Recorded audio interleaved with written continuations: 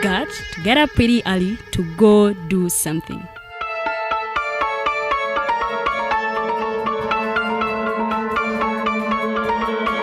We are the Alternative Digitalk.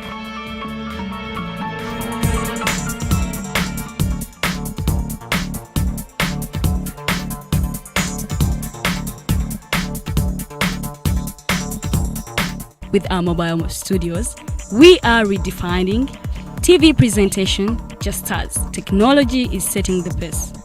We are blending our approach with fresh, perspectively designed breakfast show, The Mighty Drive, informative and entertainment show, exclusive and live interviews. We President Museveni wadde juzi namulaba apima akawunga kilo 2 tasobola kalya nini bwaba alya kilo 5 oyanema okuliisa eggwanga ne bwe limundekera. Njagala kwebaza the Alternative Digitalk etuwadde kano ka Mighty Drive era n'abatuwuliriza bonna abali ku mikutu njagala basaba mugendo maaso n'okuwuliriza. All given to you just a click away on your phone, tablet, laptop and smart TVs as we are streaming live on our social media platforms, on the road and on the go. We are the Alternative Digitalk.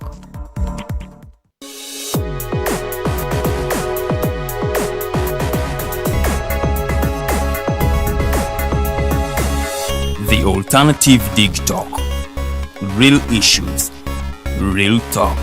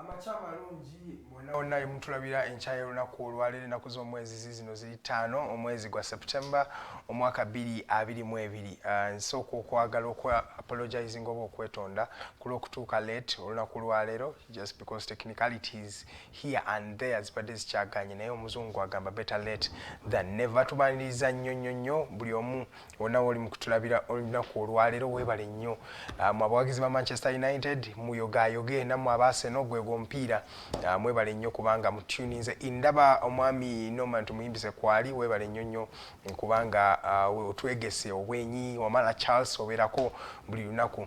Tugenda diving out right into the discussion naye nga tunayingirayo last week twalabye nga UPDF yasobodde okubanga efulumya obanga retiringa bannamagye 206 omwami Lieutenant General Muhoozi Kainerugaba yakulembeddemu that particular task. Of course ne President Museveni najja na retiringa ba generals abenjawulo balwanye nabo okuva we bayingira wano mu buyinza mu ndoza 1986. Yes, basobodde okubanga bawummula mawulire amalala bingi nnyo ebigenda maaso mu ggwanga. Waliwo akatambi k'omukyala eyabadde alina omwana gwali mu kkuba nga amuyisa bubi nnyo. Poliisi yakonfaminze olunaku lw'eggulo nti yamukutte. Omukyala oyo bamuyita Namirembe Dorothy yakwatiddwa olunaku lw'eggulo naye olunaku lwaleero twagala kwogera ku national unity ne political tolerance mu ggwanga lino.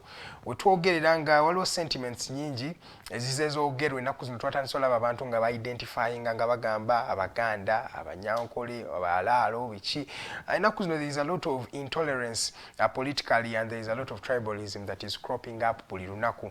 Eno ensonga twagala tube nga tugyogerako era okuzoogerako tulina abantu babiri olunaku lwaleero mu studio nga twabasuubiza omwami Asuman Odaka okuva mu kibiina kiri ekya NEED, National Economic Empoweemnet Dialogue. NEED ajja kuba bannyonnyola kikyekola. Then tulina n'omukyala bamuyita Namirembe Angella naye atwegaseko olunaku olwaleero tusooke tugezeeko okuba nga tumulungula ensonga. We find solutions to these increasing challenges, the political intolerance, and maybe find ways to foster national unity at the end of the day. Ngenda kubasabako kantandike n'omwami Asuman buza kwakulabyeko olunaku olwaleero.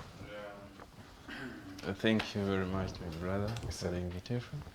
I want also to take this opportunity to thank this management of Digitalk for always allotting time. That's very, very important to give us an opportunity to learn.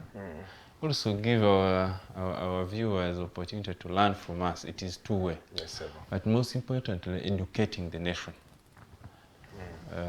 We thank God that we are still alive. And I bring you greetings from the entire NEED fraternity in the country. Namirembe Angella, what's the zotya? Thank you for looking smart in blue. Thank you. Nasuze bulungi. Njagala kubuuzaako okuba tulaba ku Alternative Digitalk. Timwasuze mutya eyo mwenna gye muli, mwebale kwagala Alternative Digitalk. Ate twebaza Katonda atukuumye paka enkya ya leero. Kuba bingi ebigenda mu maaso bangi abatasobodde lukeeza. Weewaawo ekisinza okunnuma wiiki ng'eggwaako olunaku olw'ejjo nabadde nzuukuka omwana nansindikira message okuva e Saudi Arabia. Nangamba Angela, oba olina engeri gy'osobola okunyamba njagala kukomawo Uganda. Eno message ngikusindikidde nga nkyali mulamu. Kyankutteko nnyo kubanga muwala munnange. Nembulwa ow'okutandikira. Kyekigenda maaso e Saudi Arabia? I really can't tell kubanga siriiyo. Naye wofuna message bwetyo olira nga okwatiddwako kubanga ojja kwesanga nti ekigenda mu maaso mu ggwanga lyaffe kye bayita slavery.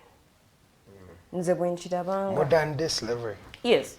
Okubanga gavumenti emala gakkiriza abantu okutwala abantu genda ebweru. Nina omwana gwe mmanyi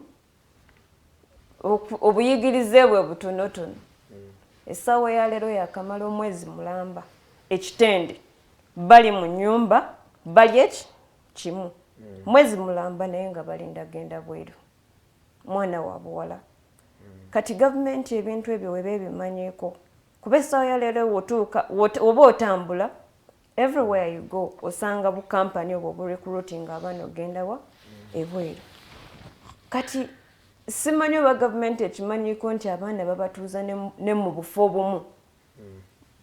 Ngoyo omwana omuwala kaalimu essaawa ya leero nga bali kimu.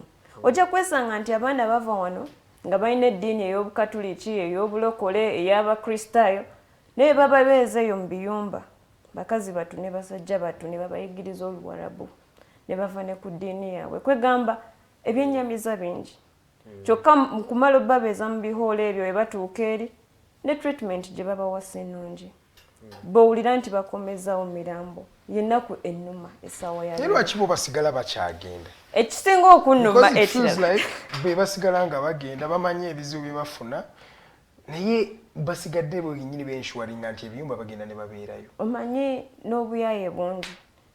Omanyi Edgar oba oyagala okugenda mu nsi endala ezitali ezo oyinza okwesanga nti kizibu nnyo okugendayo. Naye ate okugenda mwezi ensi kyafuuse kyangu. Ojja kwesanga nti omuntu ayagala passport munaku 2 aba ekoze eki efulumye. Visa okugifuna kiba kyangu nnyo. Naye tujjukireko emabega eyo ba Honorable Namboze n'abalala we bagezaako okugoberera ensonga ezo we baba baggalirayo nga baagala okumanya companies ezo z'abaani. Gulooza lwaki kyafuuka kyangu nnyo?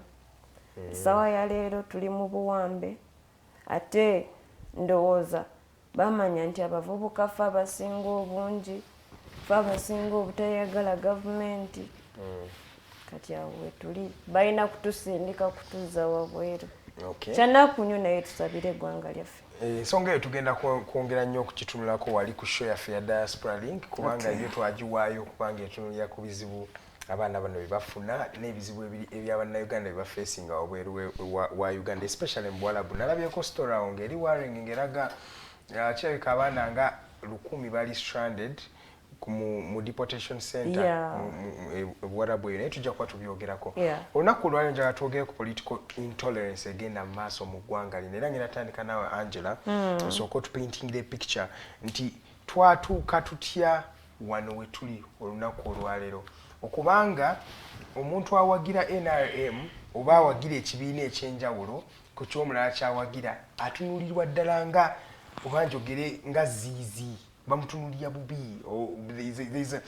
There is an animosity that we have towards people with a different ideology. Nti wano mu Uganda osanga omuntu nga akolera ayagala ekibiina ekyenjawulo tulina amanya ge tumudaabinga ate tulina ne sect mu ba politicians oba mu political organization nga ye eryawo eri kukuba omuntu yenna atagreeinga nabo. Batandise narratives ezitandise okulaga nti no Baganda banyankole bantu tebajja kutufuga bantu tebajja tukola nomanyiza ng'olaba there is something that is breeding in the country. What does this mean? Mfanga tunabuka, what does it mean? How did we reach where we are today? Tutuuseewo tutya? Olaba ntera okugamba nti ennyonyi enkulu yeyigiriza ente okugenda mu kisu. Ekisu it's a nest. Kati ennyonyi enkulu weba egenze neyonoona mu nest oba mu kisu of course n'ente ejja kulabira ku ki kweyo ennyonyi enkulu ekole the same. That means ennyonyi enkulu weba eyonoona n'eri naye ekola ki eyigiraawo. So tuzze tubiraba nti bannaffe aba NRM bakozesa oli kiyandiyise pride sikimanyi mu Luganda amalala balaga nti weebali kuba be bakulu baffe tukkiriza be bali mu buyinza tetusobola kijjawo nti tebali mu buyinza naye ojja kulaba nti omugenzi Edith Mwene yajjanga n'atugamba nti police has a right to shoot and kill you. Tukkiriza nti it has a right to shoot but it does not have a right to. That shooting results into death. Yes, but killing ogwo musango gwa Naggomola madda kiraba. So kakati we baba nga bakozesa amalala omuntu wa wansi omusuubira kukola ki naye atuuka ne yeekyawa kati kiba kitegeeza nti bo okutta bakola ki bakwenyumirizaamu gye twatandikira 86 last year tubijjukira November Bayasin Kawuma tubalabye Barita Nabukenya tubalabye abaana bangi abafiiriddemu ebyo ebintu omuzadde waba alaba ng'omwana we afiiriddemu eyo scenario olw'okuba oli agambye nti poliisi esobola okutta n'ekuba amasasi nga babeenyumirizaamu osuubira ki mazima ddala ekyo kibuuzo nange nkibakomezaawo tuli mu nnaku ey'amaanyi ennyonyi enkulu yeyigiriza ente okukola ki bwe baba nga bakyenyumirizaamu gwe bano abantu bawansi obasuubiramu ki. So political intolerance however. Of course. Yeah. Okay. So kakati kati nga tuvudde ku ekyo era still nja kuwa ekyokulabirako ekirala. Omukulu watuuka n'abayita embizzi n'akugamba go and eat your mother's something something. kakati onoogamba otya nti mugenda kusiba abavuma abawemula nga kitandikira waggulu tebalina moral authority. Kakati ffe tulage ekyokulabirako ekirungi naffe tukole ki tulage tukole nga gwe bw'oyagala tukole ki tukole. That is where we are. Okay. Let me cross over to Mr. Asuman Odaka. Asuman, I believe you have a wealth of experience, first of all in life and in politics. Njagala otupainting ekifaananyi Uganda bweti bwe yali nga bw'ogiraba kati abaana okubanga nze oba nkiyite overrated importance abaana abamu bavuma bannaabwe, and it's just a sector of people abalina narrative gye bapushinga bwe biti bwe byali kuva dda ese bwe tutuuse tutya wano. Yes, thank you and webale. Yes, sir. Kati Uganda tetandise kati. Yes. That is an important thing to underscore, that Uganda tetandise with the 2020 elections. Tetandise not even 1986. And therefore there was Uganda. And we should also know that Uganda is an amalgamation or a construction of many nations. It's like a federal country. It is 14 nations sat down like we are seated here and agreed to form Project Uganda. Yes, so Uganda is a project, we must know. That's one. Number two, Uganda is, and therefore by extension it means it is multi-ethnic, multi-religious. Yes. Now, when we go, me and you, accept to enter into a marriage, or we have a contract, there is a project, and we sign an agreement, we negotiate and so on, we sign an agreement and say we've entered into this contract and therefore it is something we have to execute. When you reach a point when you no longer can sit on the table like this, the question is, where did the rain begin beating you?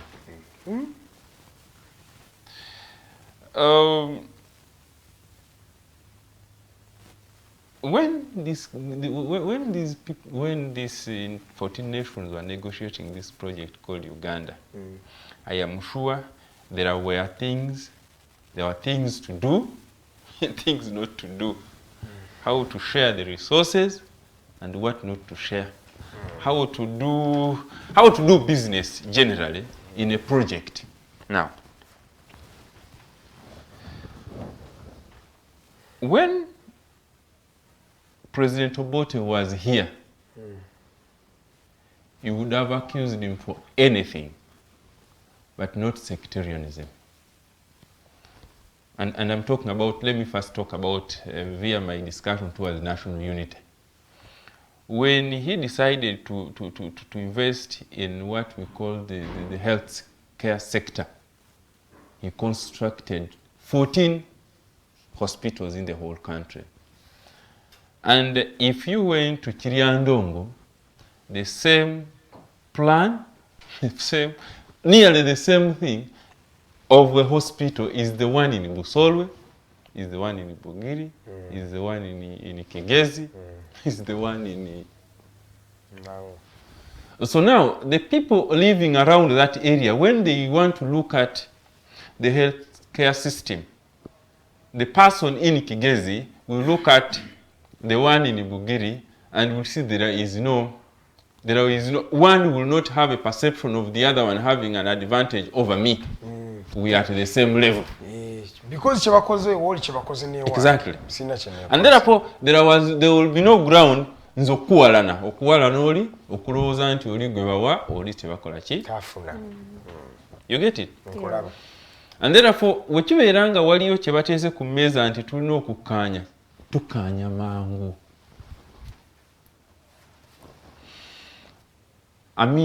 President Obote n'akola bye yakola byonna, oyinza okumunenya ku birala naye ebyokugezaako okugatta eggwanga Obote yali mulango. Yes sir. Naye paka kati abasinga okubeera nga baganyirwa mu gavumenti y'Obote wobeera nga oyagala ekifo ojja kiwa kisanga Mwankole. UPC government. Yes. That's why to date the biggest elders mu UPC other than Lango they come from the greater Bushenyi. Kyovula Bushenyi Obote yali agiyita. Naye nga ekyo kyali naye nga wotunulira mu kugaba emirimu. If you looked at the Obote government in terms of giving jobs, I want to give you things that that stabilize people's emotion and then bring them together. If you look at all the documents and the policies of the Obote, look at what they call the Commons Charter, Commonman's Charter and so on. When you read the entire of it, you journalists need to read those things. You will know that these are people who were focused towards taking the country somewhere. Yes. Of course, all those things happened. Amin came with all the faults you do, all whatever you do fault Amin with. You know that he was focused. There are these cattle they call Nusubulai. I grew up thinking, I thought that was certain breed, Nusubulai. For us in Iluo, we would just call Nusubulai. Now we didn't know what to call them. Now, when Amin realized that there was need for this diary thing people are talking about, that is Amin project. He simply got a plane, he went to the UK, loaded it, brought them here. And he said, okay, this country is divided into 14 regions. Each region he gave an equal. Not that he gave Lugwara where he was coming from, Madi and so on and so forth. Equal. That's why in each part of the country you go to, you will get that. Then he got into a helicopter because they told him there's particular grass that those animals needed. He went to and he sprayed. Spraying the entire country. And the grass was, to us these days we think that grass is just wild. No, the man made an effort to bring. Fast forward, 1986. You see, of course, 1980, Ugandans, one would, if you were putting on the glasses of politics, you wouldn't think that Uganda was a divided country, that it was only political. If you looked at all the poverty index before 1986, you know that the variance was so small, all regions. Now, in other words, people saw a reason there was still a reason to live together because nobody was taking advantage of the other. What are you trying to say? Now, when we came to 1986, the issue of looking at each other with suspicion started. When you look at Tanzania, Zimbabwe, and all those countries that have now turned into, that were countries but turned into nation, state turned into nation, there are particular things that leaders do. I have always asked a question here, where is Museveni's heart? Because leaders do fundamental things that show where their hearts are. When 1986, the Luwero consensus, when they arrived in town, there were particular things they did. And if they, and that gives me whatever, if they wanted it to make this country a nation and unite this country, they would have done. Yes, because in the history of this country, despite all the good things other presidents have done, no president has ever had goodwill like this one. This one. The first thing they did was to what they call the currency reform. Let me tell you. Currency reform, whether there's someone commenting on Agambo Luzungu, Agano Luganda. What you write or choose a cent. 1987 currency reform. Kankubulire tewali tewajja kubeerawo kintu ekyalibadde kigumu nnyo abantu bannauganda okukkiriza ogaba ssente zaabwe omuntu ng'ogenda ne miliyoni emu mu gundi ogenda ne miliyoni emu n'okomyawo siringi 7. Kati webeera nga bannauganda bakkiriza nti musajja kubanga paka kati kankubulire paka kati ne Museveni yennyini ayinza otukubuulira 0.3 gye gyalaga naye tewali muntu asobola okugamba 30% zagenda. Kitegeeza bannauganda batwala ssente 30% zaali robbery. I want to say because I am saying it because nobody has ever explained where 30% ogenda ne miliyoni emu n'okomyawo siringi 7. Of course 30 gundi 0.3 babagijjawo bali bagezaako okusavinga ssente waliwo a lot of inflation kati basavinga kati zagendawa ennaku zino zize zonoone zina of course ez'okusavinga twategeera nti okuddabuliza ssente ze 0.3 naye 30%. Kati kyenkulaga nti wekibeera nga ekintu kya because okugatta eggwanga Nyerere bwe yagira Nyerere yasooka yagamba nti language is the first thing. Mandela yagamba nti omuntu woyogera naye mu lulimi ye lwategeera nti lwerule lw'omu buwanga kimugenda mu mutima. So Nyerere buli muntu eyali azimba eggwanga eriri bumu yasookera ku ki ku lulimi. Nyerere bwe yaleeta Oluswayiri of course abalala basooka kusika emiguwa tukozesa Oluwarabu tukozesa Obunyamwezi tukozesa ne bagamba nedda twagala kuzimba ggwanga. Lowoozaako if bannauganda we bakkiriza ssente zaabwe okubbibwa ne bamuwa gundi singa Museveni yali ayagala kugatta lino eggwanga olowooza singa yagamba nti no tubeere n'olulimi limu lwogere mu Uganda tekyalikoze ekya political intolerance okiziza mu Museveni njagala okusedda kikabe tusooke tulizirewo anti kati omanyi lwaki nkiza wa Museveni olw'okuba in the running of a country waliwo kye bayita the political class. Museveni ye leader ya political class determining behavior y'abantu engeri gye bakola ki. Lwaki tutandisela aba sentiments ezo leero kati lwaki twaleta tuziwulira ate nga Museveni abadde mu buyinza anti kati bwe yatandika okizimba ye yatandika okizimba kati kikuze. There will always be a maturity period for every idea. Kati tutuuse ku maturity period ya political divisionism. To what extent, Angela, do you think nti mmwe abavubuka mwabakulidde Namirembe kwe tuba tugamba ennaku zino oba muyina malala mangi oba obwavu bwe bungi simanyi kyakwogera. I don't know what exactly the problem is.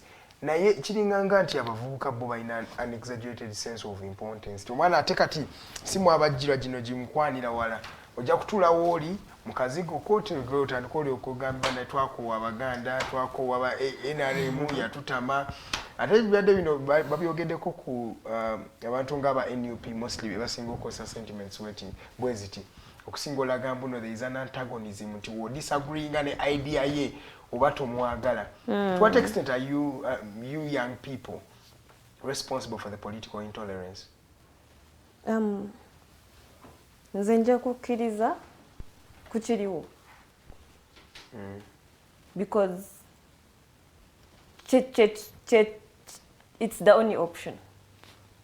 If other options have failed, okutuula wansi ku round table okwogerezeganya kulemedde. Mwogere kuki?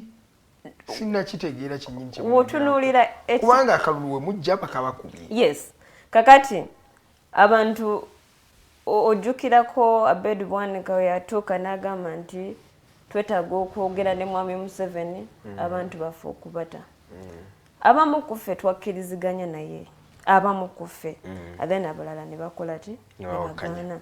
Era essaawa ya leero olaba nti ebintu ekintu kye yali ayogerako tekyagguka kubanga waliwo bannaffe abagamba nti ki nti nedda weewaawo era waliwo political intolerance ku side eyo opposition tetujja kugamba nti no it's only opposition ekuba NRM okitegeera yes no tetugenda kugamba nti it's one sided nti opposition NRM but still ne opposition yekola ki yerwana ojja kwesanga nti FDC erwana nupu nerwana FDC kwegamba nja kukkiriza nti omululu mungi ebbuba lingi ebintu ng'ebyo bya bulijjo naye tuddeyo eri emabega gye nkugambye nti option eriwo point gye mbadde njagala okuleeta nti nga Angela nazaalibwa mu 1997 nga ndaba Museveni yakola ki yaliko right now I'm 24 yaliko abalala bajja kugamba nga bakyagulanye nti bazaalibwa mu some years nga Museveni ali mu nsiko yes era nabo gwe bakuze bakola ki balaba ekitegeeza nti waliwo ebintu ebigezeddwako okukolebwa ba Dr. Poka nga Semwogerere babaddeko bagezezaako okukola naye mu gavumenti yemu but tewabaddeewo ki nkyukakyuka tulaba Dr. Kiza Besigye azze naye enkyukakyuka ekoze ki egaanye Honorable Kyagulanyi azze enkyukakyuka so the problem is change it's a political intolerance I'm just thinking that way nti bannaUganda batuuse ekiseera nga beetamiddwa tebalaba ki kye basobola kukola ki okujja kugamba musigenda kuliira ku sowaani yemu n'owa NRM kyendowooza ng'omuntu nti yemu ku nsonga ezikoze eki ezireetedde ebyo byonna byonna okugenda mu maaso so kyova olaba nti abavubuka bo nga balina kugambye nti kitandikira waggulu ne kidda ne wansi ojja kwesanga nti kati politics tuli mu wakomanyoko yabeera atya tulina kwetwala wakuvuma mothers something naawe ng'oleetayo ebirala so kati that is what is happening kubanga kati essaawa ya leero tunuire okukuddala okugenda mu maaso omukulu wabagamba nti amafuta galinnya ebbeeyi mugule emmotoka ez'amasannyalaze ojja kwesanga nti ebyalo ebimu mawokoti waffe tebinaba kufuna amasannyalaze naye ng'ogamba abantu nti bakole ki bagule emmotoka ez'amasannyalaze weebuuze ku konvoyi ya mwami Museveni mmotoka mmeka zakozesa nga z'amasannyalaze tekuli neemu kitegeera kati eyo nga tuvuddeyo okukudala kwo kungi kwegamba abantu bano batweyagaliddeko ne beewulira nti bali mu buyinza ne beewulira nti eggwanga liki lyabwe mu kulowooza nti eggwanga lyabwe ne batuuka n'okugamba kati statements nga Tumwine ze yakola the late nze sijja kusaasira Tumwine nti yafudde to be honest even if people say that I'm intolerant it is okay sijja kumusaasira kubanga ye yafudde kati tulina kyofuna yes sijja kumusaasira oba waliwo yagambye nti ajja ku retiring nga tetulina buzibu oba retiring akole ki osimanya agenda kukola ki yagambye agenda kuvaayo mu public service one of the relatives tetulina buzibu naffe tukooye kyekituufu omanyi waliwo kavidiyo akadde katambula ka Honorable Semujenganda nga naye agamba nti yaloopako omusango nga it's only one tribe eri recruited into amagye oba wakalabyeko nga katambula nti yali asoma oba Makerere I don't know era n'agamba nti mu kifo ky'okurecruitinga tribe endala abantu abalala barecruitinga nga tribe emu kati ebintu ebyo tobyewuunya byava dda bikyagenda mu maaso nze nja kugamba nti okukuddaala kukyali awo naye ate n'okwebuzaabuza kungi Mwami Museveni okuwa Abaganda ebifo oba okubateeka mu bifo ebyenjawulo agezaako kugamba nti kati wane akalulu nkawangudde ntya akola positioning tutunulira you are looking at the aim of the action, but you're not looking at the action itself. naye Edgar action is speaking, this gentleman is trying to balance Edgar tunulira akalulu ka 2021 engeri gye kali conducted nti ffe wano mu Buganda akalulu kali so peaceful. Oba n'okubba tebaakabba mu Buganda ne tuyisa n'ababaaka abayitirivu nnyo ng'aba opposition. Naye tunuulira ebyagenda mu maaso mu regions endala. Ne bagamba nti Museveni awangudde wano awangudde wali nga videos ezimu ffe ze twafuna ku mitimbagano zikulaga birala nga kalaga okubba okungi.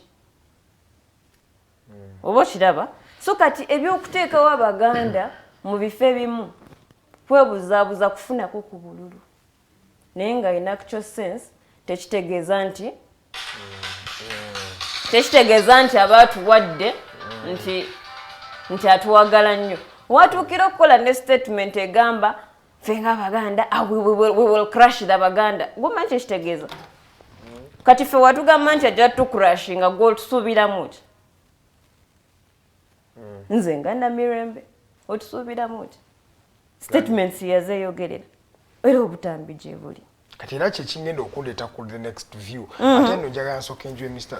oyagenda kumaliriza nako kubandakulaba nedda ndowooza kyembadde njagala okugamba nti ye Mwami Museveni okugaba ebifo ndowooza aba atunulira kuwangula buli ojja kwesanga nti the late Olanya we yafa era nanoonya engeri gy'anyigirizaamu Mwami Mao kubanga alaba akalulu ka Northern Uganda waba tafunye muntu asobola mukomandingira somehow somewhere aba tasobola kukola ki. But that's politics at the end of the day. Of course it is politics. Naye anti kakati message gye njagala okusindikira Mwami Mao talowooza nti Museveni amwagala nnyo kuba kyekimu kyakozeseza ku Baganda kitegeera iyo gye mbadde emabega. So tulabye abantu bangi abavudde mu opposition Museveni n'abakozesa Basara Kanyike banakiwala kingi where are they? They are still there. Anti naye kakati baliwa mu spaces ze. Tuddayo mu katabo kaffe liars and accomplices and then the Komanyoko politics. Okay, eddakiika zino ndaba ziri 30 ze zaakayita ku ssaawa 2 ez'okumakya. Amanya nze Edgar Matthew Karuhanga oli ku program bagiyita The Mighty Drive Show. Sobola okuba nga naawe otwegattako ennamba zigenda kuba zirunning on your screen. Kwata essimu tukubireko osooka onyumyemu n'omwami Asuman onyumyemu n'omukyala Namirembe. Tukyali mu kwogera ku nsonga ezigenda maaso mu ggwanga eza political intolerance oba abantu okubanga tebakwatagana kubanga tebakkiriza mu kibiina kyekimu. Bintu bingi ebibadde bigenda maaso mu ggwanga, so we are finding out solutions. Era twongeramu ne ka element of tribalism akagenda maaso ennaku zino. Buli omu ayogera kuwe Abaganda Amanyankole, buli omu agezaako kubanga ayina engeri gy'ali mu kwogera ku obuwanga bwe. Naye mbadde manyi tuli mu kyasa kya 21. We had already moved past that. Mwami Osman, waliwo ekintu nga wowulidde Namirembe Angella statements zaali mu kwogera nti ffe mutusuubira tukole ki. Ate nze nga ndowooza there is a lot of political statements that are being made. Mwe ba politicians mu abatuleetedde okuba nga twawukana. Ffe bannayuganda tetwawukana wano wansi gye tuli. Omutooro, Omuganda, Omulango, Omuteeso tukwatagana wano. Asumani onvugana ne tugenda wali ne tutambulamu mpola mpola. Ffenna tuli baggwanga lyanjawulo from the east and from the west. Mwe ba politicians mu abali mu kufiwalinga bino ebyo. There are two things. Ate tolerance alimu sourced from two fronts. Yes, sir. Number one, we must accept the economic from the economy. Eyo mbadde ngenda kujjayo because that's what was my next view. You see, the unfairness in the distribution of economic enablers is the biggest motivators towards this intolerance. And you know, it moves so fast and it will graduate into outright widespread criminality. They are very connected. You see, let me tell you, there was this one I compiled myself, and I lined up the 500, my first, sometime about 3 years ago, 500 top, in positions in this country. And all of them are from only 3 districts. 3 districts. I am telling you, 3 districts. When did you make this compilation? Because it must be around 2017. Around 2017. Around 3 districts. Now, in less developed countries like this, the economy of money economy follows political placements. Yes, that's true. It is unfair, therefore, when you come to a country like this, and all this jam that is messing up, making us arrive late in this town. If you made a survey, you realize that 90% of those vehicles come from about only 15% of the population that still sit in Kampala. You'll find that each family like this, there are 4 cars coming out of one fence. One taking the wife, the second one taking the children to school, the other one taking the husband, and another one is for shopping, for shopping at home. Such an agreement, more politician, more breeding and songs. Yes, you don't even have. I am agreeing with you and giving reasons to that. You see, no. There is no evidence. Let me tell you, there's one time I was going. I am from the east, yes, and that's why I agree with you that there is no, in regard to community, because countries where people don't like each other, where there is tribalism and so on and so forth. It doesn't operate like here. Let me tell you, when you're going to buy that suit, do you first ask the person from whom you're buying what tribe that person is?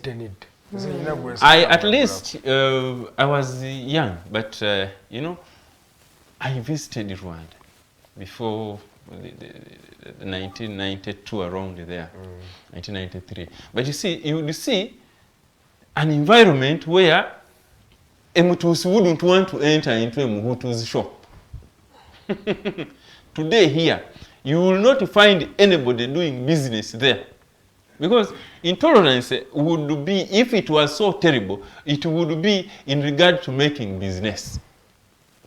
And therefore, every intolerance that we have, every bad thing that we have in regard to this is politically midwifed. It is just politics. There's nothing. That's why you don't hear a businessman, an arcade owner there saying, I only want acholis because I am an acholi. I only want Japadola because I am a Japadola. Let me tell you, there is unfairness, I am a Japadola, but there is unfairness being told about this Baganda. And we must talk about them. Yes. There is no tribe, there is no race that can teach Baganda tolerance, being accommodative. It's not there. You see, I keep telling people about, I have never called these wars in Europe, called them world wars. Those were ethnic wars. That's why a French cannot, that's why they had, Europe would have been a country like Uganda. But because the French couldn't sit together with the German, with the Italian, those are simply tribes. Those Italians, those French, those British, those are simply tribes who could not sit together. In Uganda, you see, we are all from wherever. You come here, and there is no tribe as welcoming as Uganda. So that is just political. You see, Museveni is a very tricky man if you want to deal with him. But let me go to the second one. The second issue that is breeding this intolerance is the level of politics and which Museveni has taken us into. There is a level of politics where other people, unfortunately, other people in this country think we are still in election politics. This politics the level we are at is called liberation politics. By their liberation politics is driven by intolerance, if you didn't know. Yeah, true. Liberation politics, you only have two things. Liberation politics. Liberation politics is that level of politics when people are angry for change. Because they know you've done everything bad against them, so all they don't want anything. Even if they brought a jerrycan and replaced that jerrycan with you, it is better for them. So the only thing they will do, because they are no longer analyzing your badness. They are no longer analyzing your usefulness, because you're useless. They are no longer analyzing anything. All they want is you to go. And therefore, any language, whether bad or good, directed against you, that will remove you, is what brings them. That's why both liberation politics is that politics just before the war. Just before the war. Where you follow the 1980 elections, the kind of questions they were asking. Do you know the kind of questions? I mean, did you know how Sam Kutesa beat Museveni in 1980?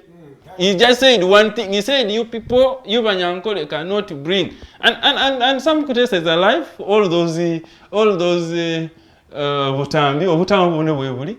Timusobola omugwira tasobola kujja tukole ki atufuge wano. Temusobola kuba mugwira nze enyabushori. So was that liberation? Intolerance. Was that tolerance? No. That was towards liberation politics.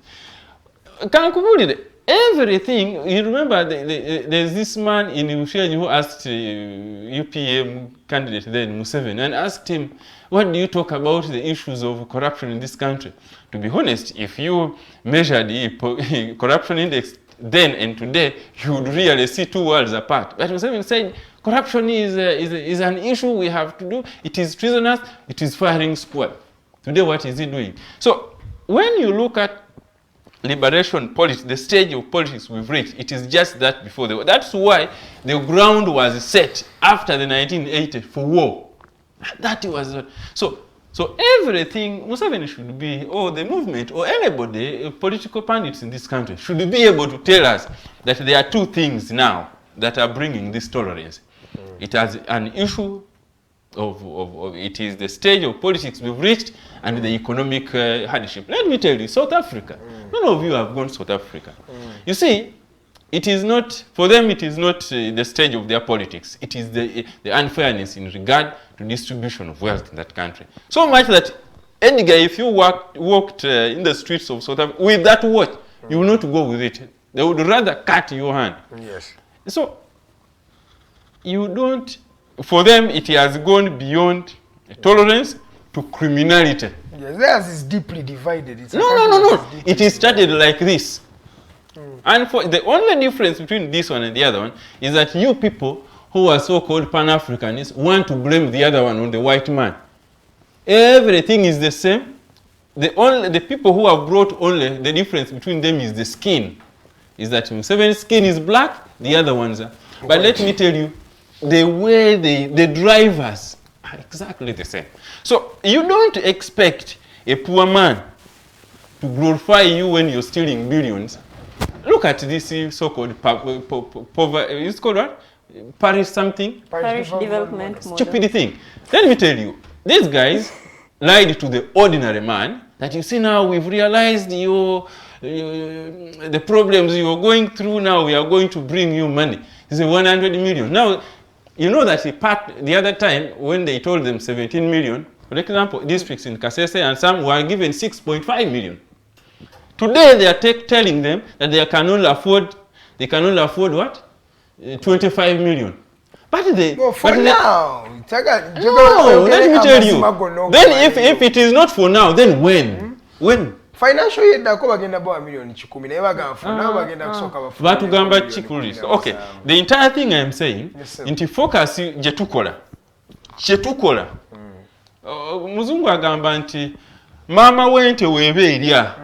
Ente ekola ki? Naye weeyigirawo ngeri gye gaaya. So now you cannot blame the ordinary man for being intolerant against you. And all this tolerance, we must put it in context. It is against the politics because it is the politicians who have brought it. That's what I was going to say. I want us to also first leave the people so, down. So the people... politicians. Ba Asumani, ba Kabuleta, ba Nobano, Yumaba to that political intolerance. Because we are we are the political class. We determine. That's why I told you nti tosobola kunenya muntu yenna ku kyamu kyonna ekigenze mu Uganda nga tayogedde ku linnya lya musajja oyo. Omanyi bulungi nze omu ku abo batagala kwogera ku musajja oyo lw'ebyo byakoze ku nsi eno. Naye tosobola kubeera ngo tosobola kumalayo analysis y'obulungi nga tomwogeddeeko kubanga abadde wana emyaka 40. Myaka 40 omanyi ennaku saawa mmeka? Do you know how many generations? Omanyi generation meko abantu abo that Luwero consensus leader gye ba destroying bano ba 1997 bano goloza bakyaliwo gwomanyi kyekitegeeza okubeera nga muli mu family ng'abaana ensi yonna country oba ensi yonna etasobola kuplaningira generation yayo eddako oba opulaninga ki? Osobola okubeera nga kyopulaninga kyokka nti abaana buli mwana asomye, buli mwana ali wakati wa myaka 18 na 30 agenda mu buddu. Nolowooza oli government. And you think you're a government? So what future are you planning? But those are the dynamics of the present day. Even in countries like Philippines, you're seeing there is a massive living of young people going to look for greener pastures. Even in Cameroon, even in Gabon. Let me tell you. When you're going to look for green, there is a difference between slavery. But they choose to go. That's the thing. They don't. They do. They don't. You think are you saying those who are hiding, they are hiding there by choice? Let me tell you. They have a choice to stay in their country. Nobody is chasing them. They don't have. Why do you think I don't have an idea of leaving? Why is it that because you have a choice? Because you have a choice. They also have choices. Because you are sure of lunch. Because you are sure. You may not be sure of lunch, but at least you are sure of a meal today. We have millions of young people who are not sure of a meal. It hurts that a parent has sold whatever has sold, taken a child through this education system, sold to zero. I know parents who were at some level, yes, but today because of taking their children to school, they have gone back below poverty line. I know many of them. It hurts that even when you do that, your child cannot make a life, not even for you as a family, but for yourself. Let me tell you, that Mwanga Chivumbi is my friend. One time we were moving with Mwanga Chivumbi. I think just as when he had just become MP, and we were around in Perel, we were there. We were driving in the same car. All of a sudden, some boy came from up and wanted to cross so that we crush him in the car. You know what happened? I told Mwanga, let's stop. Mwanga said, no, there is something wrong. The boy was holding a very, very worn out envelope. We stopped. When we talked to him, you know, instead of answering us, the boy first cried for 5 I told him, let's allow him cry out for 5 minutes. You know, the boy putting on a suit. So the boy eventually told us that, you see, because of time, you see, me, my mother is right now in ICU. My mother is a single mother. We sold everything and we left our plot where we were living in Chikaya and we went to a rental somewhere in Tulwanyise. We sold everything just to have me get a degree. Today, my mother is at ICU. You look at me, I don't have 1,000 shillings. Leave upon to give her treatment, but even to buy for myself. So am I not an embarrassment? Why don't I die? Do you think that person has a choice to stay here or not to go anyway? And many are like that, by the way. That's a life story. That's a life story. So a person who has led a generation into that kind of trap for 40 years, and kati bakukusa project katonda omanyi katonda sinjajo naye buli mwaji manyi naye katonda tawagira kibi katonda ajja kuyambalira eggwanga kituufu. I also let me tell you togenda kublaminga omuntu enjala gweruma okukyawa ate nga amanyi bwekiruma enjala. Nze wali ekimu kyokka kyennenya bano ba 97 ba 1990 bano nti omuntu ndaba bala balinnya ebiyumba waggulu ngukangwe enfe ngamba how when you know the person who has caused you this don't if you want to die don't die as you look for we all know you see it is public knowledge. What I was telling you let me tell you Asuman, those are the statements I was telling you. Let me tell you and you know like yourself. The moment we don't tell our people the truth yes let me tell them the moment we don't direct our anger towards the people who have caused this situation. I am saying we must change our situation. And this is a political, it was caused political and therefore we must resolve it politically. Oyo Asuman Odaka kasoke muumuzeemu awo eddakiika ndaba zino ziri 48 zizakaita ku ssaawa 2 ez'okumakya. Kyali ku program bagiyita The Mighty Drive twogera ku bumulumulu obugenda maaso mu ggwanga.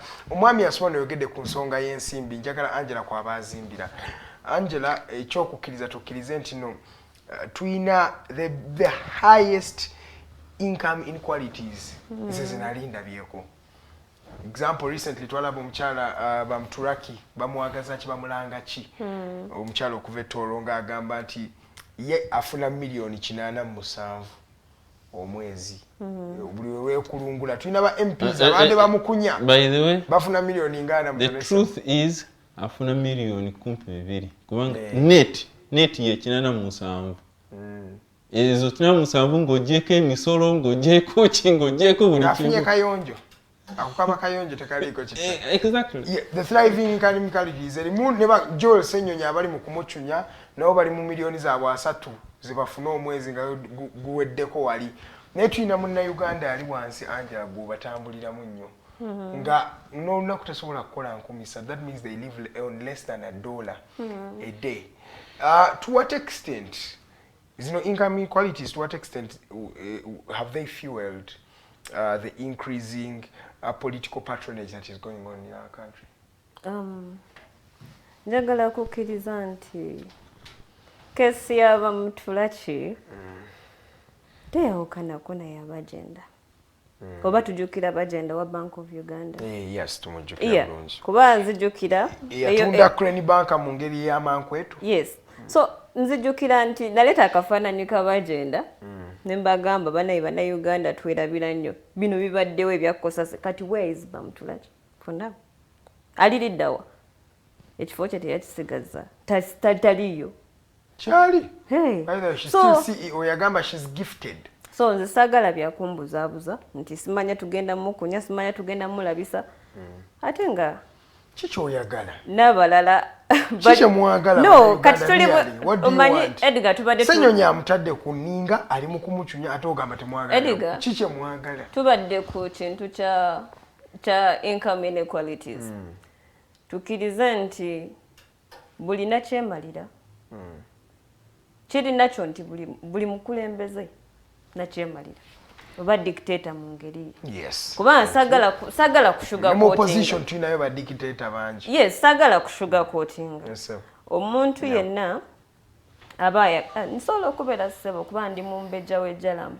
Amina.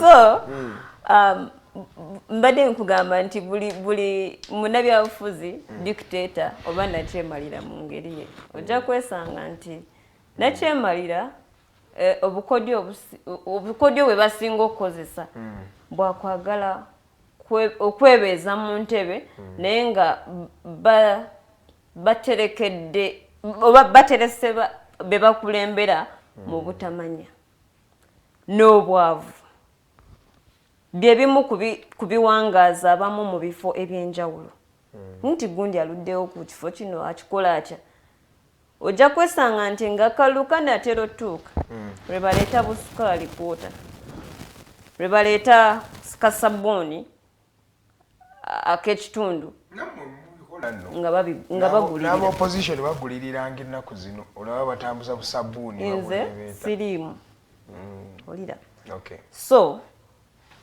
kakati awo we tuli kakati abantu abatubuzabuza nti gundi afuna sente meka simanya biki ebyo bugambo kubuzaabuza abantu ba wansi olw'okubanga bali mu butamanya obwavu bungi ye tactique bannabyabufuzi gye bakozesa fenna tukkirizganyiza nti bannabyabufuzi mu abasinga obuzibu the political ruling class not ruling qualified the political class as well zokomalize Angela of course political ruling class ne political aspiring class bonna so weewaawo kati nga otuvuddewo nabyo mbadde njagala okwogerako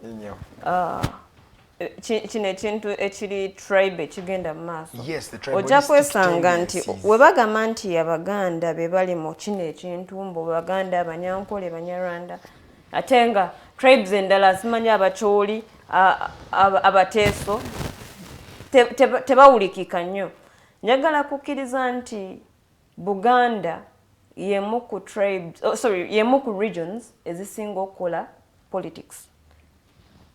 Just imagine singa parliament eri Karamoja ekizimbe kya parliament singa kiri Karamoja nga ne business centers ezisinga ziri Karamoja biki oba mu regions endala oyinza okwesanga nti okwogera okwo kwandibadde kutono oba tunulirayo akalulu akaali kabaddeko mu Uganda muno nga temuli Muganda yesimbyewo kyekali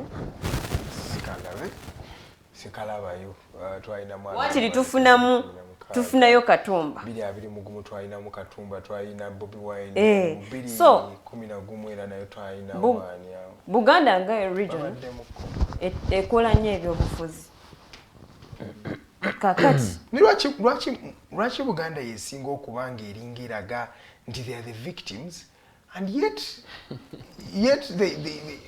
nga woyogedde development is really here but Bagandas are really the victim. Asumana agafundamu ekibuuzo ekyo naye nedda njagala kusooka kumalayo kyenjogera like you are the victims nedda abalala basirise tebeeyogerako kati kyovola nkugambye nti Buganda ekola because Buganda yesinga okuleeta omusolo yesinga okubeera mu capital city eri wano airport eri wano kati olo aba Northern Uganda batafulumya I think they are the worst performing region in terms of taxes even in terms of development itself though they are working on themselves. I like the way Gulu and Lira becoming better njagala kusooka kumalayo kale Abaganda musoosowaza nnyo ekintu wotugamba nti still tuli intolerant ejo nawe nabadde eyenaggulu omuyindi yabadde ku ssimu nga ntudde kumpi ng'ali ku ssimu n'agamba omukazi gwe yabadde ayogera naye gwe nnyabo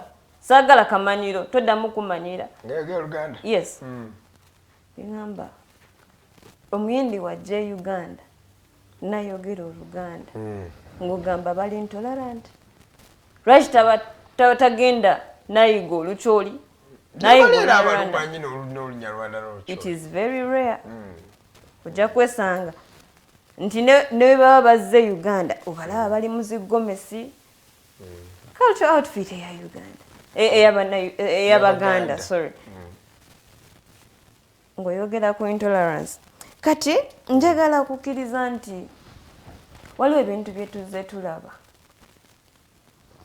nga bigenda mu maaso tujjukireyo kesi ya Pineti omuddugavu ne Pineti omuzungu notakyogera nga tuyita because Museveni yavayo clarifying and fact checking n'agamba ye yamuleeta ye yali behind so yogera ddala Museveni Pineti tuleme muteekako musango omukazi tujjukire nedda waliwo oli yatitutereereza mwami Lutamaguzi tuga there was a black Pineti behind a white Pineti gwenge banno emwanyi zaabwe zitwala mu kukukuta kukuta okwo ossa abantu baabwe abeeruweero tutunulire empuuta yaabwe gye balina mu Nalubaale tutunulire Mabire essaawa ya leero erina bikajjo tutunulire Namanva essaawa ya leero erina zi industries naye nga ente tezikwatibwako obugumiikiriza bwo si bungi. Okay. Ndaba eddakiika zino bbiri ze zibulayo okuwera essaawa essatu. Tugenda kuba nga twongeramu katono because twatandise a bit late, so tugenda kweyongerayo eddakiika ntonotonoko tusooke tumulungula ensonga eno tusobole okuba nga tufindinga working solutions for this particular challenge. Asuman, wembadde njogera ku nsonga ya wembadde njogera ne Angela wano ku kintu ky'Abaganda okuba nga balinga abasosowaze ensonga eno tukkirize tugaane.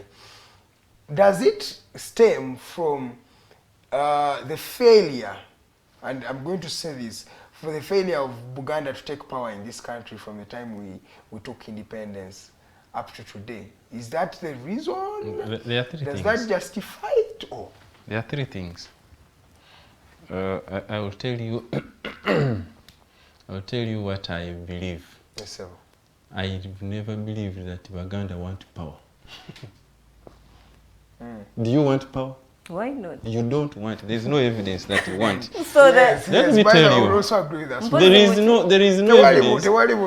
You Buganda are interested in politics, but they are not interested in power. Thank you. By the way, there are two different things. You've brought it out well. There is power. There is politics. Yes, they actually do not. Well, you see, Buganda question. No. Zenagambye ntebenfuzi biri nnyo mu Buganda. Era kati yeyo statement. Yes, but that is what we are calling now the Buganda question, right? Yes. Okay. That's why Buganda will be constant in the game of politics. But in the real game of power, they are not there. They are not there. That's the truth. Not because they are pushed out. Power has two concepts. Power is never given. Power is grabbed. Yeah. But also, there is no community. Why I'm saying there is no evidence? There is no community in this country more advantaged in regard to power than Buganda. That's the truth. I agree. Now, so you've agreed you don't have power. You don't want power. Let me tell you. Secondly, in all countries, majority communities are the ones that get power and dispense power. Kikuyu, just here in Kenya. Come to all the countries. It is the. In addition to that, being the majority community, they are also arguably the richest. Yes. In regard to economy. Yes, most definitely, 100%. They are also arguably the most educated. Yes. Yes, if you don't know, let me give you the statistics. Buganda is one of them. Buganda, in addition to that, they are the ones where the power is situated. There is no evidence. Me, I have told every Buganda friend that you don't have power. If you got this advantage and put it in Tororo, Japadolas would be in power. If this advantage was in Acholi, Acholis would be in power forever. Buganda, you don't have power. You better reorient your mentality towards understanding power. Now, let me tell you what the rest of us know. The rest of us know. We know, and that is the rule in Uganda, that everybody who wants power, you either ally with the Luo or the Baganda. That's why when Museveni wanted power, he tried a rebel activity in Western Uganda, it failed. He went to Rwenzori area, it failed. It failed, yeah. He went to northern side, it failed. He went to Bugisu, you remember where they killed the Mwesuge blacks, it failed. He had to come here. That's when he got power. When Amin wanted to overthrow Bote, he did everything. It failed until he had the underground negotiation about bringing Angella Mutesa. That's when he got power. Obote had the first time he had to ally with the Kabaka Yika and so on and so forth. Kabaka Yika and UPC. Even Obote 1980 Mawanga You see, the power of mawanga still Buganda. Buganda are kingmakers. They are kingmakers, but they don't know how to be kings. And that's the unfortunate part about people who have mastered king making. They don't know how to be kings themselves. Oh yeah, true. Now, so what is happening, part of what is happening today is that Mr. Museveni has known that the kingmakers are sliding away from them. And there are only two alternatives in this country. You either increase the Buganda nationalism to have power, or you increase the Luo nationalism to make Buganda lose power. Now, what you people are talking about, Mao, Olanya, oh, this and so on, and you see, there are only two militant, population areas in this country, and that which was also the alternative of power. The power in Uganda is either you either lie with the militant communities, or those who have the economic profession, which is Uganda. Now, Buganda, which is you people, have slid away from Museveni. That's why Museveni is empowering Teso and the North against you. And also will do all the propaganda against Buganda. Now, unfortunately, for me, my pain is Buganda and Baganda themselves have failed to understand the game. Now, they fall into the trap of Museveni of trying to preach pseudo-tribalism, which is not there. Yeah. I am one of those who know and experience that tewali muntu asobola okusomesa Buganda oba Abaganda tolerance. Because but they are also falling into the trap of Museveni. So that is one. But you see, the other thing about national unity, you see, there is, for us as the need, we realized this, and that's why if there is understanding Museveni's power script, we do it. When we started, we said the issue is about deception, because when you go, for example, to any area outside the Uganda, you know, after Buyukwe, everybody will tell you, you know, in 2016, 2011, Busoga had gone, by the way, away from Museveni. Yes. Now, Museveni deployed his propagandists there and were telling them, Besigye was everything, every evidence was Besigye has won. Do you know what they said? He said, now, Katimwe, do you really want to have another Munyankole afresh? Now, that was, I want, before I bring it to the Buganda, to bring out, this one has ruled us for 30 years. You want to bring another one to begin for 30 years, for another 30 years? Why don't you give this one who will... Now, that one was the Munyankole versus the Munyankole.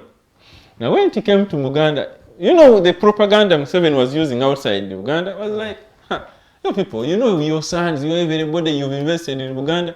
The moment that Uganda becomes president, all of you are going to be chased out from Uganda. And some of them, they were using the same propaganda to make that. But you see, all of us know that is an impossibility. But you see, it became a very formidable political message. Now, today, we all know that, you know, at least by character and outlook, there is no tribalism in it. Yeah, true. At least we know that for a fact. But you see, the message today, if you met any non-Muganda or anybody who is not politically conscious on the streets of Kampala will tell you that's the Kabaka Yekka. That's where I started from. You get it? But you see, my pain still is, now, for us as need, National Economic Empowerment, we realize that, you see, Museveni is setting community against community, and so on and so forth. We said, okay. I told you a story last time about Ankole. That for us, we think that anybody west of Kampala, west of Uganda, is a Munyankole. Yes. Whether you're Toro, whether you're Chiga. Yes. And we think that they are the problems of Uganda. And by the way, it is also a deliberate message Museveni has deliberately created, so that people, now when he goes the other side, he speaks to them and tells them, you see, you people, the other people don't want us. We must keep our thing. Now, for us, we brought, as a need, we decided we wanted to break that barrier. So we went across the countries, these 14 entities that negotiated this country, and we are preaching to them these messages so that people understand what is that curtain. We want to remove that curtain. Eventually, we graduated into bringing all these people together. By the time we left our conference, when a lady from Ankole spoke, yeah, I remember. At the time we left that conference, people were saying, there's a Lugwara man who came up and said, you people, you mean even Banyankole are suffering the same problem like us? First, we thought all Banyankole are good. By the way, people think Banyankole are given, some people, some communities. I went to Acholi when we had that conference, and we were sitting with President Kabreta. The person who contested for mayorship came and said, you people, that side in Ankole, when everybody is 18, after 18 years, they are given salary. When we were in Arua, a person, because by the time somebody contests and becomes number 2 in a mayoral position, that one is enlightened. Said, in Ankole there, those people don't even get, when they go to the bank, they are not whatever interest. It is interest free. Now, I was driving from Tororo. And I got to Bugiri, somebody asked me for a lift. I gave a lift. When we reached Tiganga, a very nice Lexus car bypassed us. The guy said, man, it was around 3 o'clock. Man, by 6, that one will be in Mbarara. I asked him, you mean you even know that car? He said, man, you also be serious. You think which other tribe can have money to buy that kind of car? Now, you see that mentality. And this from educated people. Don't think these are accidents. These are messages properly designed by strategies to keep this regime in power. So that now you and Ankole, they come and tell them, the rest of the country don't want you. You see, those people hate you. Hear what you say. And you box yourself there. We are not building national unity. All right. I want to cross over now. We want to look for the working solutions. There's a gentleman who has said, Odaka, own your thoughts. Don't tribalize everyone. You think Westerners, Nataka, you in quotations, think Westerners are the problems. We don't think. You see? Get that? That is the mentality I'm talking about. Hey, that is, now him, he has already been boxed. He has run away from the discussion on temple. He has already been boxed into a tribal enclave. He's seeing it from a tribal lens. Exactly. That works from 7. This is the strategy you're actually talking about. It is the one. Because now that because there's also, I think this gentleman is from the West, so he also sits back and puts himself in the way because he says you think Westerners are the problems, and now he puts a quote in we, and he says we. You get it? Yes. Let me tell you, there is no, one of the issues during our need conferences, we were land grabbing. There is no area that has land grabbed from the community, from the ordinary man, like Ankole. Yeah, the Western region. It is the highest, but nobody is talking about it because they are telling them, after all, this is our thing. Yeah, it's exactly what is going on. Now, I want us to look for the working solutions that are going to actually change this trajectory. Being to chebyo, byetusobola okukola nga bigenderere okubanga tujjawo this disunity, this political intolerance, and this tribalism that is going on. Angela, njagala osooka otubuulire tukole kiki gw'olowooza steps ki eziddako for the young people out there, ate nammwe ng'okubirira ku baana abakuwuliriza, because Angela abantu bangi abakuwuliriza. ate nga tukkirize, the political intolerance is on both sides. Yeah. You will find someone who says, for me, you remember a guy in Masaka who was mentioning that, Bobo cannot become our president. Yeah. And he's in a uniform of the army, and he's making statements like that. And then you find people from NUP and from the central region, and they will all tell you the same thing. Museveni titwagala kumula wako team chetuliko Museveni kugende twabakowa baba itana balalo. They say abalalo twabakowa. So Angela, nga oli mukubulira abantu abakulaba abakukirizamu abaana myaka gyo kuba bebasinza okubanga bapitembeeta ensonga eno obagamba tukole tutya? Wow, Edgar, nze we tuli saagalawo. olw'okubanga nga bwe twatuuse ne tugamba nti tewali kyakukola kwegamba wekiri yatuuse n'agamba nti abantu we batuuka ne beekyawa ne wooleeta ekidomola wakiri bagenda nakyo byowulira bagamba byowulira ebyali mu kalulu ka 221 nti buli woolaba manvuli kola ki tiikinga era kati n'ebibala obikola ki obiraba waliwo ebibala ebirungi n'ebibala ebiki ebibi tubirabako bantu kwekyawa ne bagamba nti buli woolaba kati akabonero bwe kati tiikinga ne tufuna bye tufunyemu tetujja kugamba nti mu NRM abantu bonna babi tukkirize nti mulimu abalungi waliwo abakola ebirungi so kati nga bwe nkugambye nti we tuli sinza ayagalawo era tewali ayagalawo kubanga buli we tubeerawo ne twesiiga obukyayi n'eggwanga nalyo terikola ki terikulaakulana teritambula terigenda mu maaso so sikikkiririzaamu nze njagala to spreading a love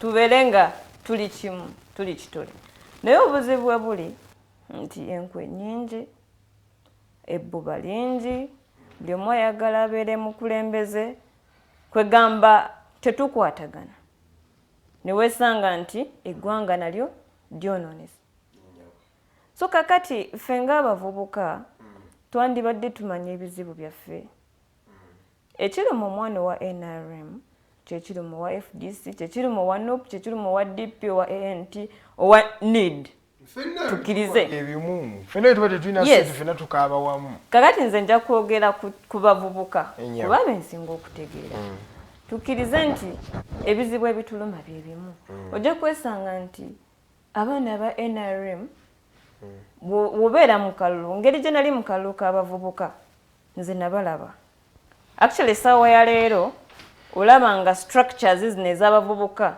abali ku bukiiko bwa village parish aba NRM bo beekolamu obukundi engeri gye babba obwo obululu sometimes oluusi babuwangula genuinely engeri gye babeera nga be ba majority tebatunuulira balala bali mu structures abali mu political parties endala so kakati olaba nti tetweyamba ng'abavubuka bo baagala nti babeera mu mizannyo ebaba nga balina activity gye bagenda okola nga division for example it is always about NRM National Youth Council giraba nti we baba bawangudde abakulembeze babeera baki ba NRM kuba be ba majority be bawangula biki byonna naye ng'abaana abalala bali mu structures mu political parties endala tebali ki considered so kakati abo baba tebakoze eki tebayambye ate nga ebizibu byaffe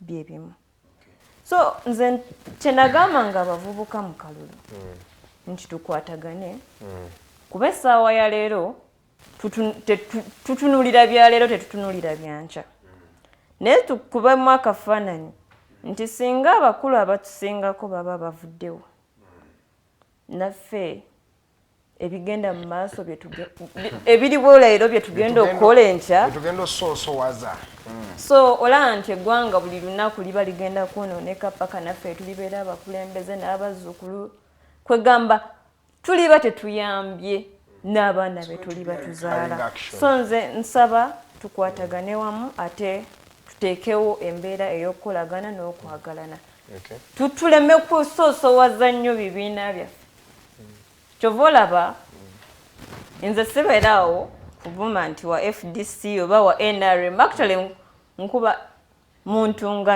omuntu bw'obanga weesiriwaza awo entandikira okay waliwo ekintu omukulu kyeyayogeddeko retired Kano Kizza Besigye n'omwami wano ava kimensioninga yagambye okusosola tukutwalira mu kwogera kwokka naye ate tulina abantu abasosola mu bikolwa bakola there are things that actually people do actions that even speak more than words. Angela, do you have a comment about that? Of course we have seen nga we nakugambye Honorable Semujunganda yakugambye nti ekyali mu magye nga barecruitinga nga ye akyali muvubuka kyeyalaba tribe yali egi era n'agenda ne mu kooti awo aba omusango ogwo okugamba nti lwaki it's only one tribe oba bagwanga limu abali mu maje so kati kirabika kyere like kiri open okitegeera tunuulira ensonga zetubaddemu ezakosase luli yali bagenda essaawa ya leero bamutulaki osanga bebaguddeko oliyo ne Katumba Wamala yaliko omukosase naye kansooka ensonga ku message z'abannayuganda omwami Mutale Farouk Hussein webale nnyo okubanga buli lunaku otukeererako tukusiima nnyo Mutale agambye amuzeemu omukulu ono ayogedde aka we and you n'agamba it seems you have not understood Mr. Odaka and I think you didn't actually understand Mr. Odaka that is right then era n'ayongerako Mr. Mutale n'atulabira all the way from the United Arab Emirates UAE so special shout out to Mr. Mutale webale nnyo agambye even when you give it to one village it can't do anything wabula tujogeddwa nga ayogera I think 17 million is a PDM then on Rogers agambye but even the 17 million is not there they are giving out 6 million to every parish naye 6 million amazima teba bonda how many parishes are in it is abantu bameka what? No, because villages. How many villages are in the parish? Village. No, there are an average of 6. 6. I know of a parish. I know parishes, some parishes with up to 9 villages. Yeah, let me tell you, I come from Mutungo. Wetwali mukalulu kabavubuka. There are about 9 villages.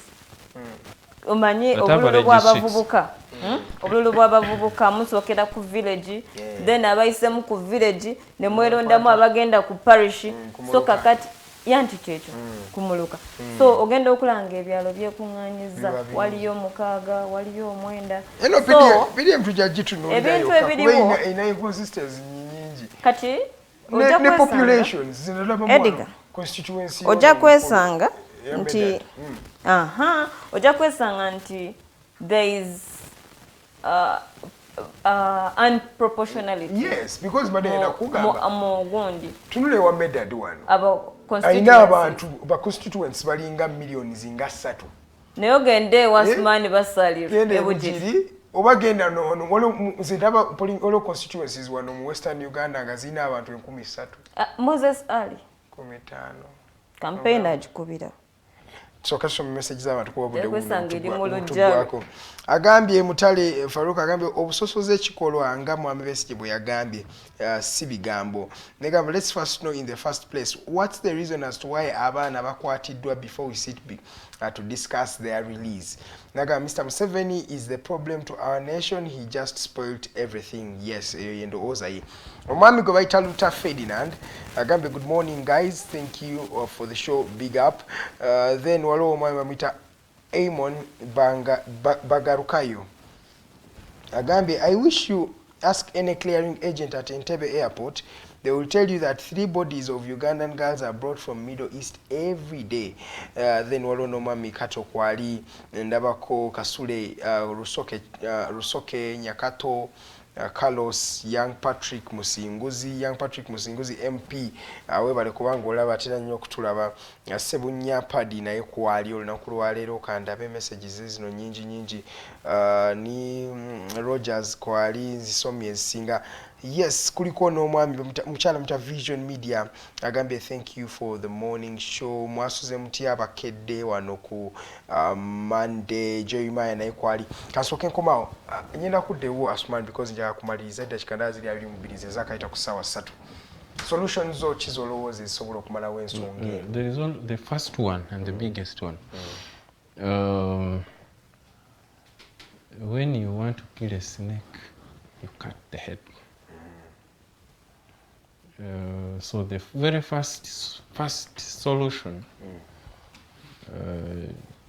because the roadblock Museveni tusoke tukole ki tumujjewo kyogamba walivaawo ebizibu bijja kuba biwoddewo eby'eggwanga it will be the starting point of solving because kati ye yajjanga omuntu n'ateekawo system kati system yagenda wansi kati tosobola kusooka kujjawo system nga ye tosoose thriving systems no yaisoka ina kudda ku tusooke tumujjewo.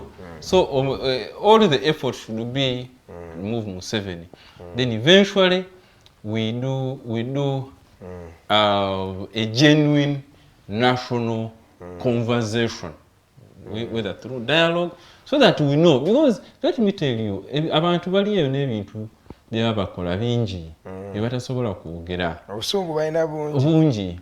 So thirdly, waliyo amateeka ge tulina okukola ki, ate ekikulu kiri nti amateeka gaffe gava mu ndowooza. Omanyi political scientists balowooza nti mateeka are just are put there are rules reflecting interest of the ruling class.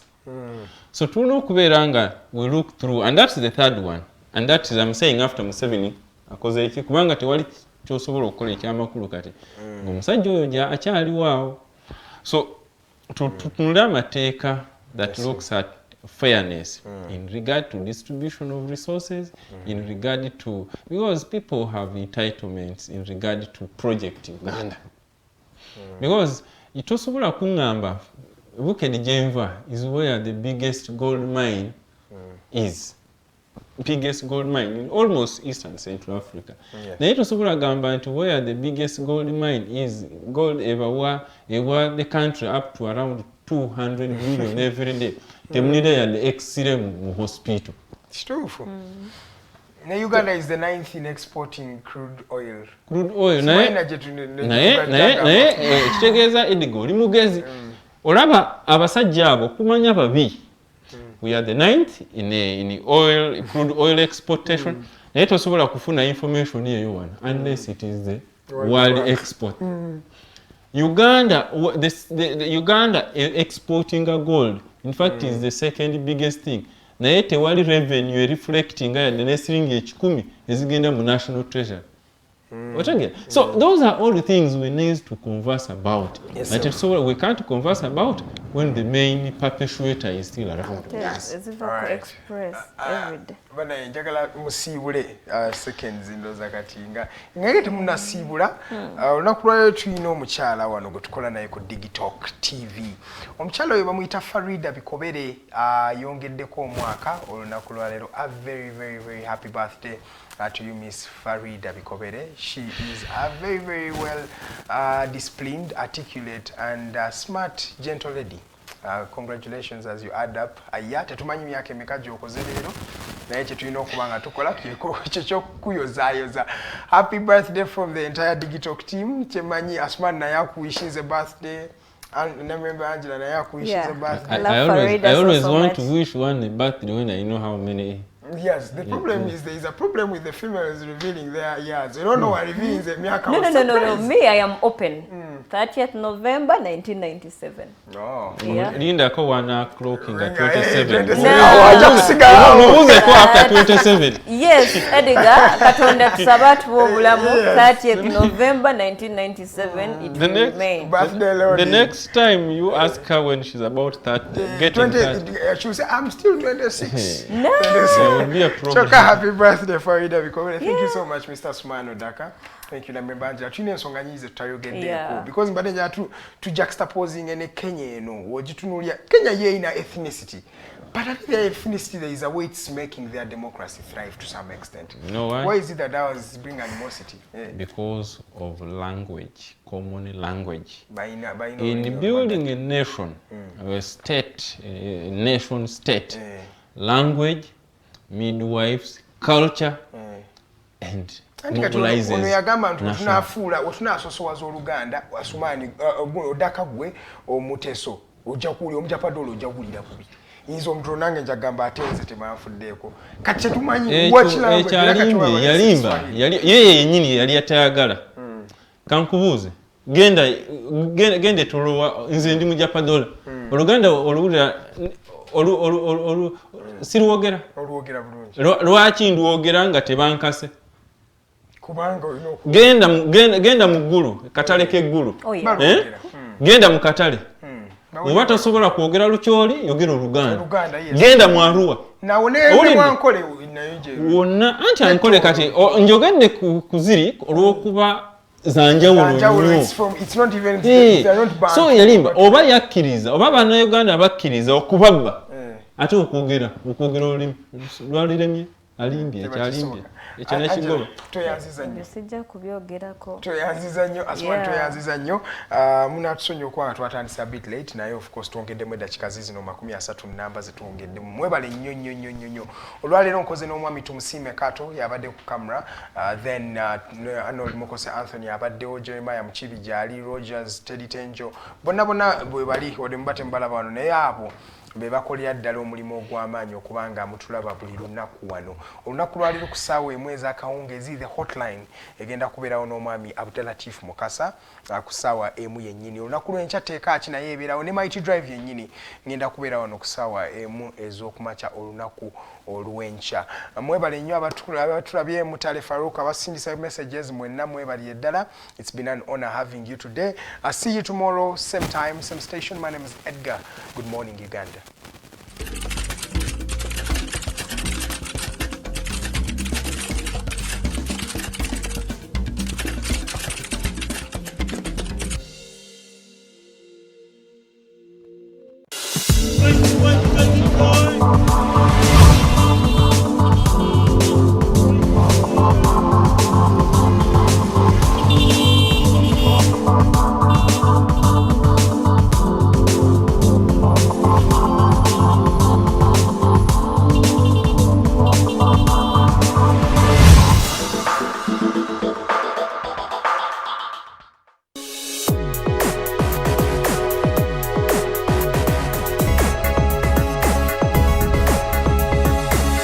The Alternative Digitalk.